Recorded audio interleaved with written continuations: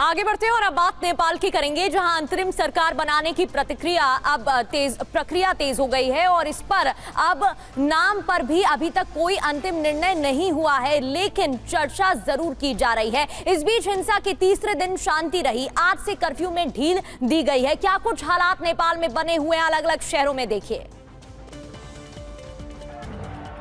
3 दिनों तक नेपाल जलता रहा, हिंसा की आग में झुलसता रहा, अराजकता के माहौल में घुटता रहा। इसके बाद आज से इसके पटरी पर लौटने की संभावना है। नेपाल में आज से नया आदेश लागू कर दिया गया है। आदेश में कहा गया है कि आज से सभी सरकारी दफ्तर खुलेंगे, दिन में जरूरी सामानों की आवाजाही होगी, सभी जिले अपने हिसाब से कर्फ्यू में ढील देंगे।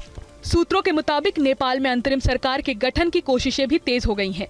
अंतरिम सरकार के प्रमुख पद के लिए नेपाल की पूर्व प्रधान न्यायाधीश सुशीला कार्की, काठमांडू के महापौर बालेन्द्र शाह और बिजली बोर्ड के पूर्व अध्यक्ष कुलमन घिसिंग का नाम उन लोगों में शामिल है। इस बीच महापौर बालेन्द्र शाह ने एक चिट्ठी लिखी है जिसमें कहा है कि देश अब एक अलग स्थिति में है जो इतिहास में पहले कभी नहीं देखी गई। देश एक अंतरिम सरकार के अधीन है जो देश में नए चुनाव कराएगी। अंतरिम चुनावी सरकार का नेतृत्व करने के लिए पूर्व मुख्य न्यायाधीश सुशीला कार्की का पूर्ण समर्थन करता हूँ। नेपाल के बदलते घटनाक्रम के बीच देश में कर्फ्यू लगा दिया गया है। नेपाल की सेना ने सरकार विरोधी प्रदर्शनों और पीएम केपी शर्मा ओली के इस्तीफा देने के एक दिन बाद से कोई सरकार नहीं है।